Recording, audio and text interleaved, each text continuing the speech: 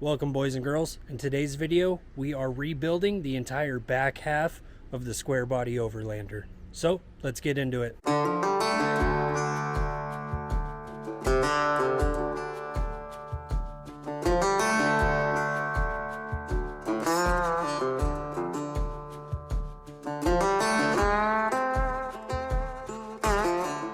As I've gone over in the plan for the build, with showing you guys all of the parts in that previous video, we're pretty much going to be replacing everything. Every suspension bracket, the leaf springs, the axle, the U-bolts, the shocks, everything. And then we are going to be adding that new crossmember from Atchison Technologies. And then I'm going to be doing some exhaust tips coming straight from the mufflers, just dumping down so we do not interfere with the 14-bolt axle whatsoever. And then from there, I'm going to be doing some new exhaust hangers also for it, so it doesn't transfer any vibration into the frame of the truck at all, like how it's set up now.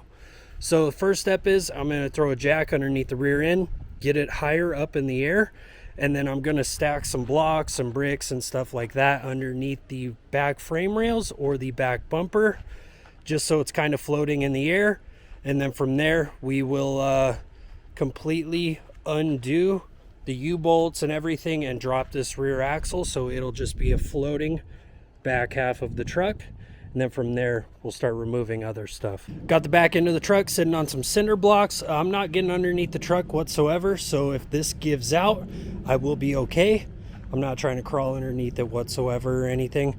But the next step is I'm going to unbolt the shocks, get those out of the way, and then from there, I will undo the brake line from the frame side, and then I can undo the U-bolts holding up the axle itself and get that out of there.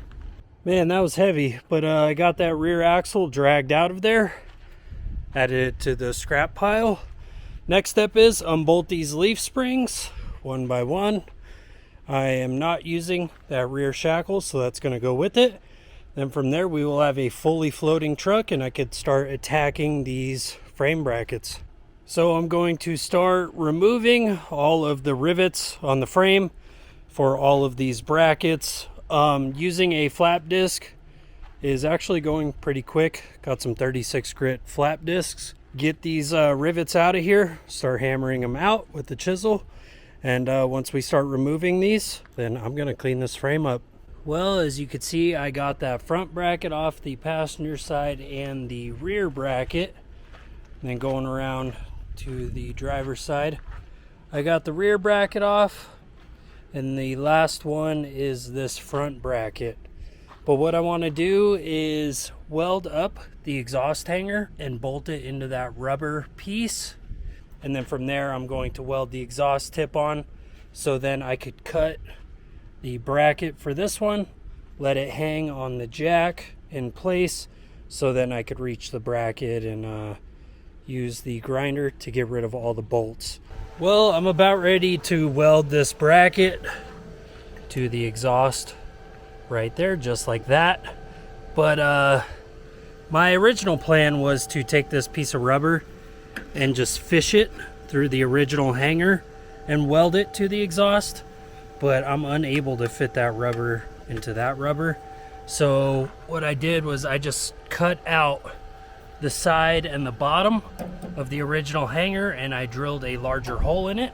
So once I weld it to that bracket, I'll pull it up and then be able to bolt it straight to that bracket, just like that. So it'll tuck the exhaust up real close to the frame rail, so I have better clearance. And then I will have that rubber to help dampen the vibration of the exhaust, so it doesn't rattle anything while we're sitting there idling or driving.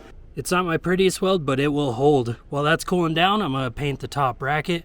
Exhaust mount is bolted up. We're good to go. I will weld on the exhaust tips and do the other mount once I have this bracket cut off. So I'll get you guys afterwards. Well, we are back out here today. Got a little bit of a late start, but I want to give you guys a little update.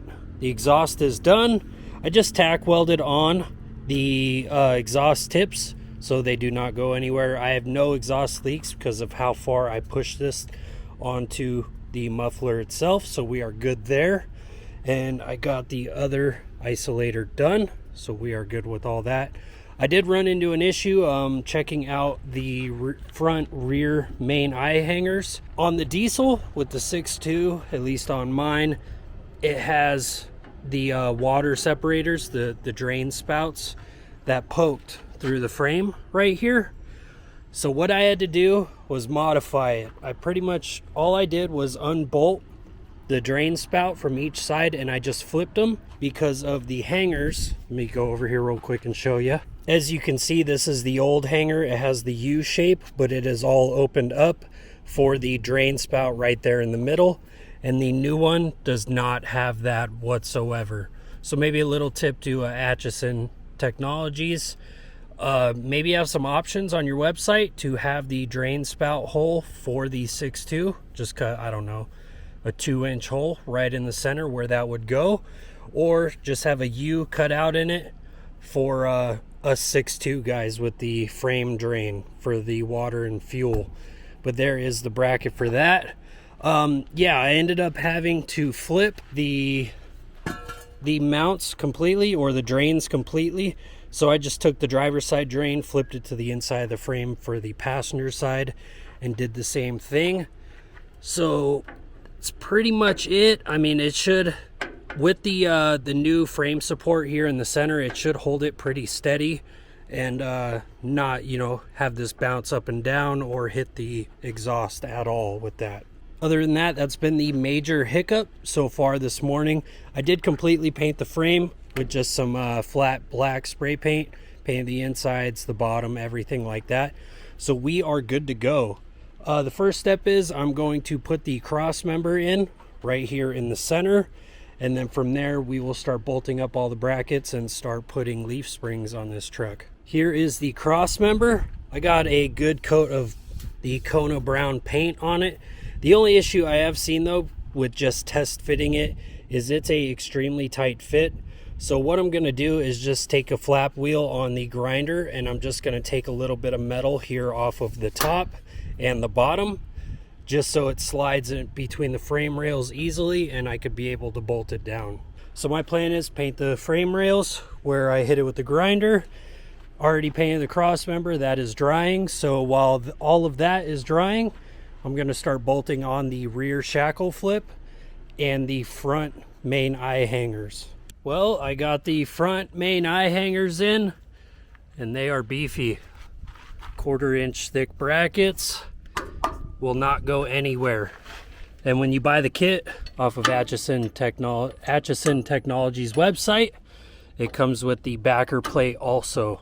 So I got the cross member with it, so it is going to share all of the same bolts and sandwich the frame, because the bracket goes right there with the holes, and then that's the same holes that the cross member shares. So it'll share all the same bolts there on the bottom, and it should make it extremely rigid in that area for the front main eye hangers. So I'm very happy with it, and I really like the color that I chose too, the Kona brown. Now my plan is to get the cross member in there, and then I could do the top bolts and the bottom bolts, get that all squared away and good to go, and then we will move to the shackle flip for the rear from DIY 4x. I got the front bracket part for the main eye hangers tight, and then I got the shackle flip on the frame. It just uses it doesn't use like a boomerang type shackle. It just uses 2 plates that sandwich the leaf spring, but those are on there nice and tight, good to go. So now the plan is to put the bushings in there. I'm going to grease up the bushings a little bit, throw them in there, and just get the bolts a little tight for the bushing. And then from there, I need to do the axle relocation plate. It's a plate where, you know, you could pull it back 1/2 inch, 1.5 inches, or 1 inch onto the leaf springs. I'm going to pull this axle back in a full inch. So I need to modify the leaf springs, and then I will bolt them up. So if I run into any issues, I'll get you guys, but if not, you guys will see the leaf springs hanging there and loosely bolted up. All right, we got the relocation plates on the leaves. I got these from Off-Road Design. It's pretty easy. You could move it back 1/2 inch, or 1.5 inches. I got the center pin bolt in there, and then I got the front of the leaf going this way, and then the bolt going through the bottom is right around there that I grinded flat. So this should pull the 14 bolt back 1 inch, centering it up hopefully in the wheel well once we get the bed back on, to make up for this shackle flip. So now the next step is we're gonna get those leaf springs onto that truck. All right, that was heavy, but we got the leaf springs in place. Just got them snug in there. Once we get the weight on the axle, then I could torque it down to whatever the torque spec is. But they are in place, good to go. So now the next step is put the 14 bolt underneath it. Me and my dad are out here. Got the 14 bolt all the way from the shipping container, and we got it just about in place. Everything's lined up. It's only about 1 inch off or so down there. But we got the little roller Harbor Freight carts with a piece of 2x4 to hold it up high enough for me to get the floor jack underneath it to then get it in place. Got the brake line finger tight. I got to snug that up, make sure it's good to go before I get on the U-bolts and trim them with a cutting wheel. We got the leaf springs itself just sitting on the axle, but we still got the bricks in the rear. So what I want to do is get those U-bolts finger tight, and then I'll fully jack it up. And then from there, we could pull these bricks out and lower the entire weight of the back half of the truck onto the leaf springs and the axle. And then we'll call it a night. And then from there, put the bed on it tomorrow, so then I can fully torque everything. Me and Natalie got the U-bolts on the truck, got them trimmed down to the length I'm comfortable with. And I got these just finger tight for the moment because I still have to measure for shims and everything once I buy drive shafts for the truck. So there's no point in torquing them down just to undo them to install shims and everything.